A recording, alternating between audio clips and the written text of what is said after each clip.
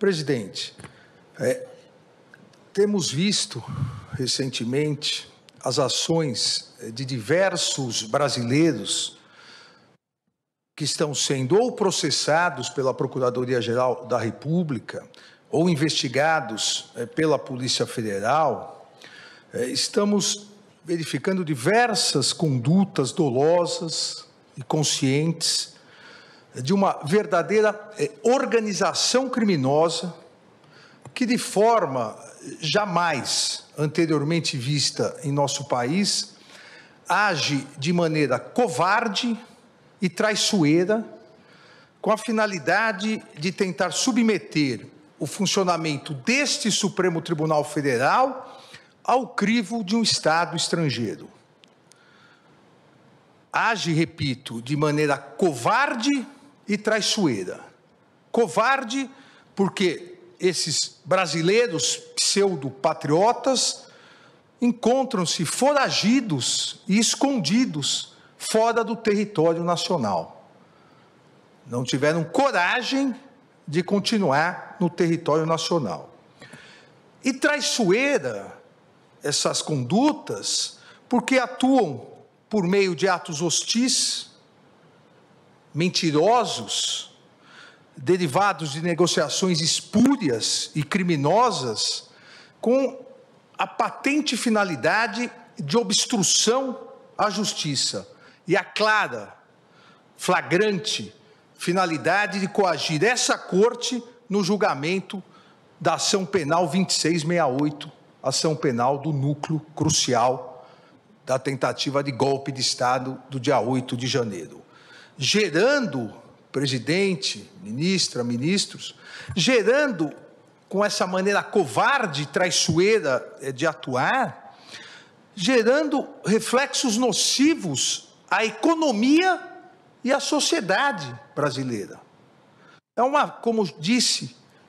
o ministro Gilmar Mendes, é uma verdadeira traição à pátria, uma traição covarde e traiçoeira. Há fartas provas nas investigações comprovando essas condutas ilícitas. Não só induzimento, instigação e auxílio na tentativa de submeter o funcionamento do Supremo Tribunal Federal ao crivo de um outro Estado, ao Estado estrangeiro, com clara afronta à soberania nacional, mas também fartas provas demonstrando auxílio na negociação espúria, vil, traiçoeira com autoridades estrangeiras para que se pratique atos hostis à economia do Brasil. Porém, presidente, mais do que esses ataques criminosos, o que se observa são condutas ilícitas e imorais de brasileiros, flagrantemente essas condutas impregnadas com a corocre da defesa de escusos interesses pessoais e o sabor amargo da traição à pátria e ao povo brasileiro, com constante atuação e seguidas afirmações como se glória houvesse nisso, como se glória houvesse na traição, seguidas afirmações, principalmente nas redes sociais, assumindo autoria de verdadeira intermediação com o governo estrangeiro para a imposição de medidas econômicas contra o próprio país, que resultaram em taxação de 50% dos produtos brasileiros importados pelos Estados Unidos da América, tendo como consequência, assim que se iniciar, e na verdade a consequência já se iniciou, um grandioso prejuízo aos nossos empresários e a possibilidade de perda de milhares e milhares de empregos de brasileiros e brasileiras. A insistência dessa organização criminosa na implementação de medidas nocivas ao Brasil, com a implementação e o incentivo à implementação dessas tarifas e agressões espúrias,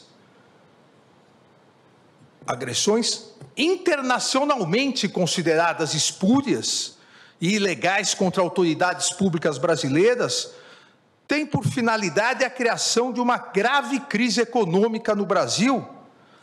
e que, para desgosto desses brasileiros traidores, não ocorrerá, mas a ideia de gerar uma grave crise econômica no Brasil, para que com isso haja uma pressão política e social contra os poderes judiciário e legislativo,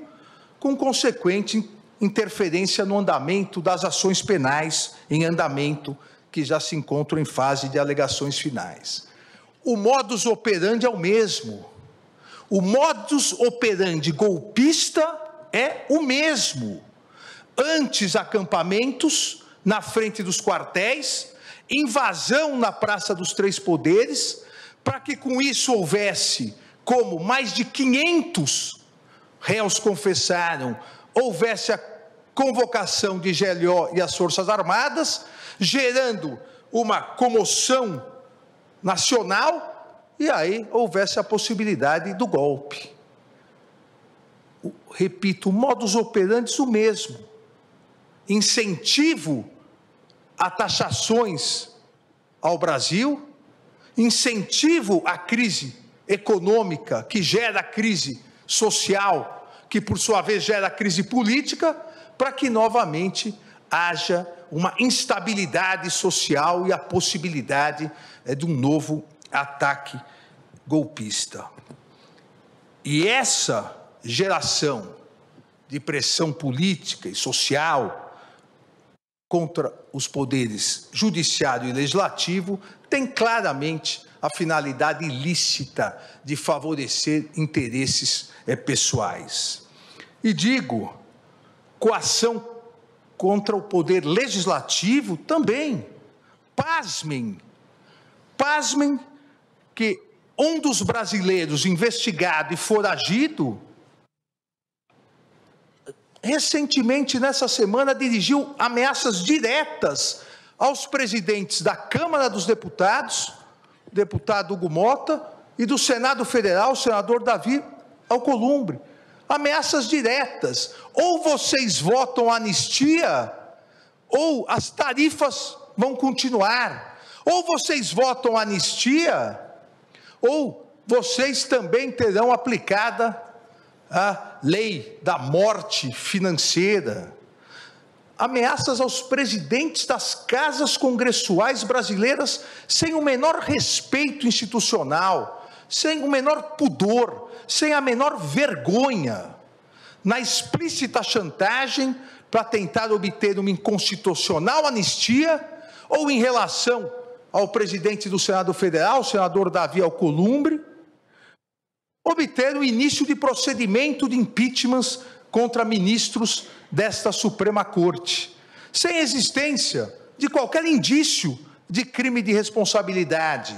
mas sim por discordarem da legítima atuação deste Supremo Tribunal Federal no exercício de sua competência jurisdicional, concedida diretamente pela Constituição Federal, em uma tentativa patética de tentar afastar seus ministros do cumprimento de sua missão institucional e favorecer réus em ações penais. Ameaça essa aos presidentes das casas, que já foi repudiada por ambos os presidentes anteontem, com as notas da presidência da Câmara e do Senado Federal. Mas também e principalmente coação contra o Poder Judiciário, em especial contra o Supremo Tribunal Federal, com a única e exclusiva finalidade de obter um súbito, inexistente, inconstitucional arquivamento imediato de ações penais que foram devidamente propostas pela Procuradoria-Geral da República,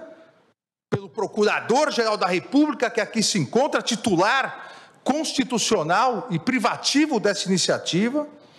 em virtude da tentativa de golpe de Estado do dia 8 de janeiro de 2023, eu afirmo, tentativa de golpe de Estado, porque esse Supremo Tribunal Federal já condenou mais de 700 pessoas por golpe, tentativa de golpe de Estado. Então, há ainda ações penais em andamento, propostas devidamente pelo Procurador-Geral da República, que tem total autonomia e independência constitucional, derivadas de investigações da Polícia Federal e cujos atos processuais vêm sendo realizados dentro do devido processo legal, rigorosamente observado pelo Supremo Tribunal Federal, com a participação, fiscalização e acompanhamento, tanto do Procurador-Geral da República, como por 96 advogados. 96 advogados estão habilitados nos autos dos 4 núcleos denunciados pelo Procurador-Geral da República, com amplo, total e restrito acesso a todas as provas. Devido ao processo legal, realizado com a oitiva já de 8 testemunhas de acusação e 149 testemunhas de defesa, ministra Carmen. Foram ouvidas 149 testemunhas de defesa em respeito à ampla defesa, em respeito ao contraditório. Foram interrogados os 31 réus desses 4 núcleos, sempre de forma absolutamente pública e transparente, com todos os atos gravados em áudio e vídeo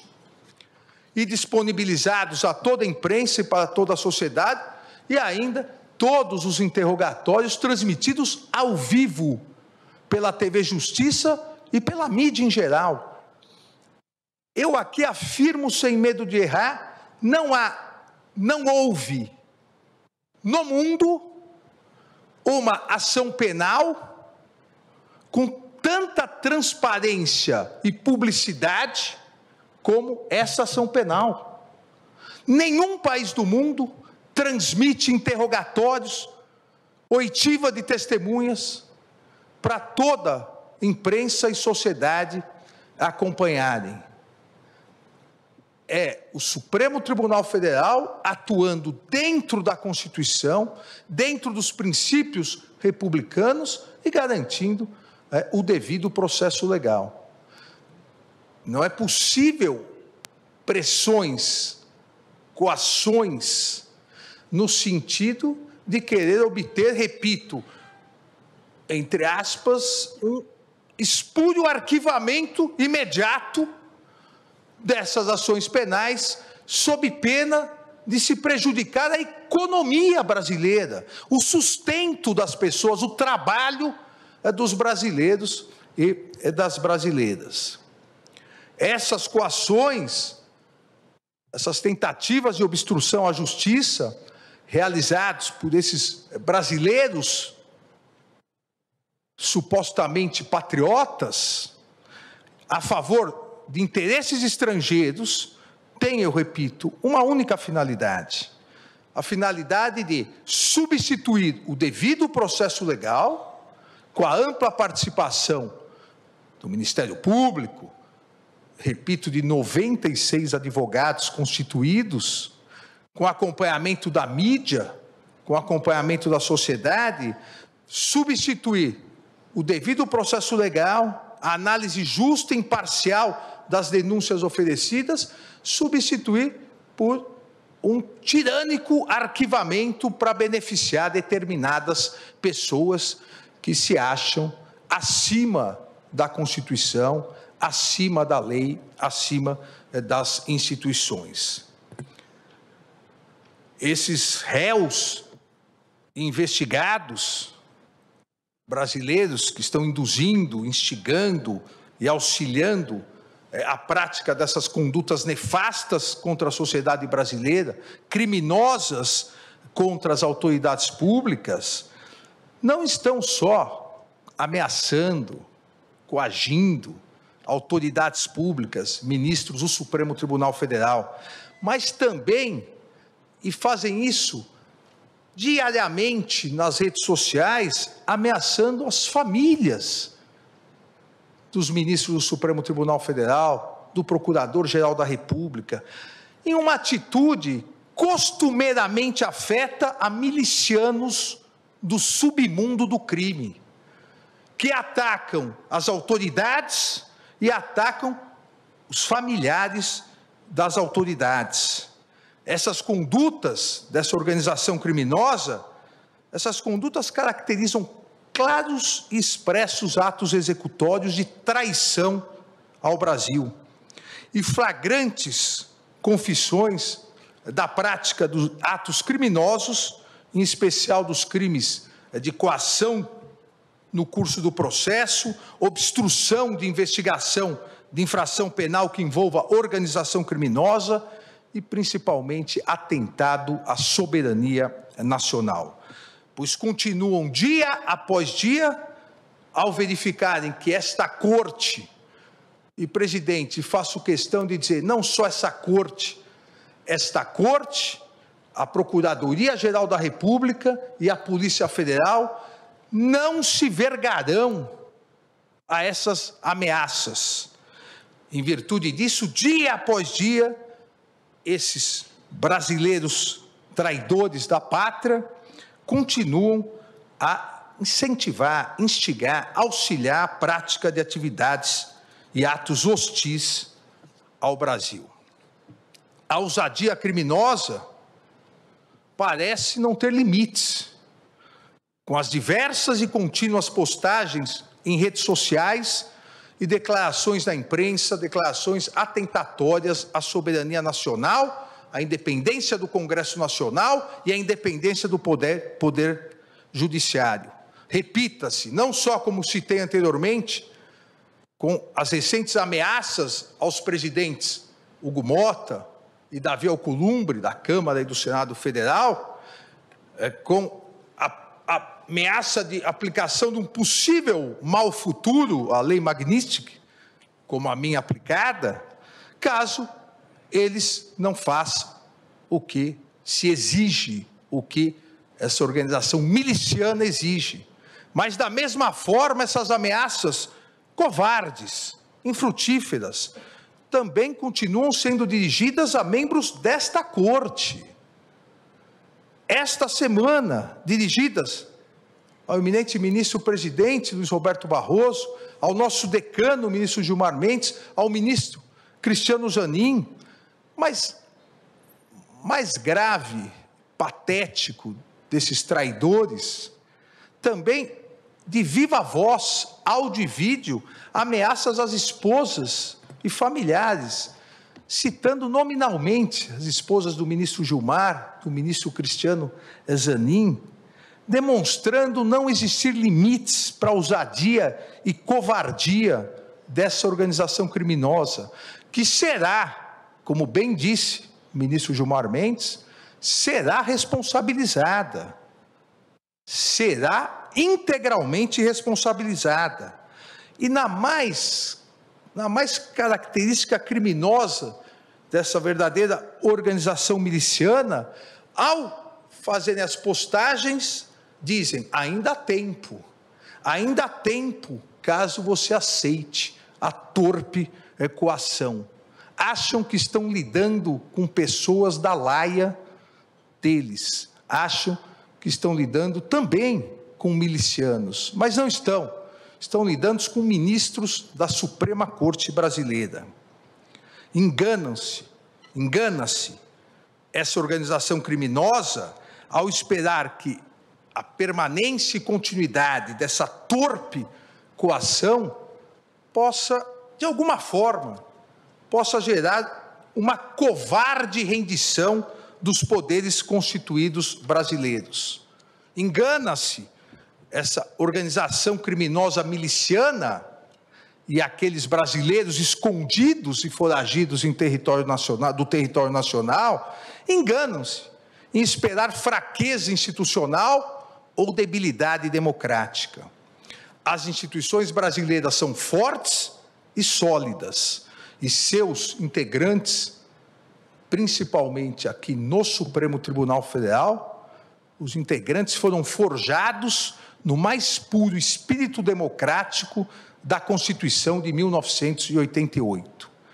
Coragem institucional e defesa à soberania nacional fazem parte do universo republicano desta Suprema Corte, que não aceitará coações, obstruções ou tentativas de novos golpes de Estado, como ocorrido em 8 de janeiro de 2023. Recentemente, citei o imortal Machado de Assis, ao proclamar que a soberania nacional é a coisa mais bela do mundo, com a condição de ser soberania e de ser nacional. A soberania nacional, digo eu agora, a soberania nacional não pode, não deve e jamais será vilipendiada, negociada ou extorquida, pois é um dos fundamentos da República Federativa do Brasil, expressamente previsto no inciso 1º do artigo 1º da Constituição Federal. O Supremo Tribunal Federal sempre será absolutamente inflexível na defesa da soberania nacional e em seu compromisso com a democracia, os direitos fundamentais e o Estado de Direito. No seu compromisso com a independência do Poder Judiciário e os princípios constitucionais brasileiros. Eu vi na mídia que, na quarta-feira, o eminente ministro Flávio Dino, numa cerimônia no Maranhão, rememorou Hamilton, um dos federalistas, junto com Jay e Madison, e disse da dificuldade que os juristas norte-americanos devem estar. Eu complemento aqui citando Abraham Lincoln, também advogado, Abraham Lincoln, 16º presidente dos Estados Unidos, responsável pela manutenção da União dos Estados Unidos e pela proclamação da emancipação, que afirmava: os princípios mais importantes podem e devem ser inflexíveis. A independência judicial é um desses princípios que não só pode, não só deve, mas também será inflexível e defendido por esse Supremo Tribunal Federal. A independência judicial, ela não é um direito do magistrado. A independência judicial, ela constitui um direito fundamental dos cidadãos, que têm o direito a uma tutela judicial efetiva, ao processo e julgamento por um tribunal independente e imparcial, pois não se consegue, em lugar nenhum do mundo, não se consegue conceituar um verdadeiro Estado democrático de direito sem a existência de um poder judiciário autônomo para que exerça sua função de guardião da Constituição e das leis. Isso é um princípio inflexível. É um princípio inflexível da Constituição brasileira, a independência do Poder Judiciário em defesa da Constituição brasileira. E a história desse Supremo Tribunal Federal demonstra que jamais faltou e jamais faltará coragem aos seus membros para repudiar as agressões contra os inimigos da soberania nacional, inimigos da democracia e inimigos do Estado de Direito. Um país soberano como o Brasil sempre saberá defender a sua democracia e soberania. E o Poder Judiciário não permitirá qualquer tentativa de submeter o funcionamento do Supremo Tribunal Federal ao crivo de outro Estado, por meio de atos hostis, derivados de negociações espúrias e criminosas de agentes e políticos brasileiros foragidos com o Estado estrangeiro, com patente obstrução à justiça e clara, flagrante finalidade de coagir essa Suprema Corte no julgamento da ação penal 2668, para criar, e esta grande finalidade, para criar verdadeira impunidade penal e impedir a análise pelo Poder Judiciário, repito, por meio do devido processo legal, de uma imputação criminal feita pela Procuradoria-Geral da República. A possibilidade que garante a Constituição de análise da responsabilidade ou não, responsabilidade penal ou não de cada um dos réus, como já feito em 638 ações penais julgadas. E essa ação penal pretende ter um súbito arquivamento. Repito, como já o fizemos em 638 ações penais, julgadas sempre colegiadamente, 370 ações penais julgadas pelo plenário, 268 ações penais julgadas pela primeira turma, onde ainda estão em andamento 204 ações penais, além, como já disse, dos 551 acordos de não persecução penal celebrados entre a Procuradoria-Geral da República e os réus que reconheceram sua responsabilidade penal. As ações prosseguirão. O rito processual do Supremo Tribunal Federal não se adiantará, não se atrasará. O rito processual do Supremo Tribunal Federal irá ignorar as sanções praticadas. Esse relator vai ignorar as sanções que foram aplicadas e continuar trabalhando como vem fazendo, tanto no plenário quanto na primeira turma, sempre de forma colegiada, diferentemente das mentiras, das inverdades, da desinformação, e bem citou o ministro, nosso decano, o eminente ministro Gilmar Mendes, a desinformação das redes sociais. O devido processo legal no Supremo Tribunal Federal é sempre realizado pelo colegiado. E trago um dado aqui que talvez nenhum outro conjunto de ações penais no mundo tenha esse número, ministra Carmen. Durante as investigações e as ações penais relacionadas à tentativa do golpe de Estado de 8 de janeiro de 2023, investigações e ações penais, foram interpostos contra decisões minhas monocráticas 707 recursos. 707 recursos. Todos, absolutamente todos, foram improvidos e os colegiados mantiveram as decisões proferidas. Foram julgados desses 707 recursos, 413 no plenário e 294 pela primeira turma, a demonstrar que o devido processo legal nas ações penais nesse Supremo Tribunal Federal é o resultado do colegiado, é o resultado da vontade do colegiado, seja do plenário, quando sua competência for, seja das turmas, quando a competência lá estiver estabelecida. 707 recursos interpostos. Esta Corte vem e continuará realizando sua missão constitucional, em especial, nesse segundo semestre, realizará os julgamentos e as conclusões dos 4 núcleos das importantes ações penais relacionadas à tentativa de golpe de Estado de 8 de janeiro de 2023.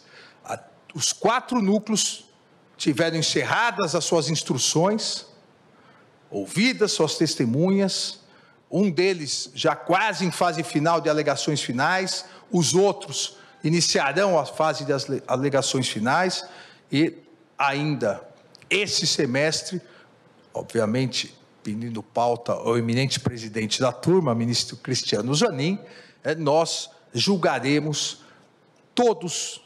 os responsáveis, absolvendo aqueles onde não houver prova de responsabilidade, condenando aqueles onde houver prova, mas julgando exercendo a nossa função jurisdicional e não nos acovardando em virtude de ameaças, seja daqui ou de qualquer outro lugar. O Supremo Tribunal Federal continuará a exercer seu papel de guardião da Constituição, continuará exercendo o seu papel nas ações penais para que dê uma resposta final a toda a sociedade brasileira sobre quem realmente foi ou quais foram os responsáveis pela tentativa de golpe, dentro do devido processo legal, do respeito à ampla defesa, do contraditório, inadmitindo qualquer ingerência interna ou externa na independência do Poder Judiciário, com serenidade, competência e coragem. Obrigado, presidente.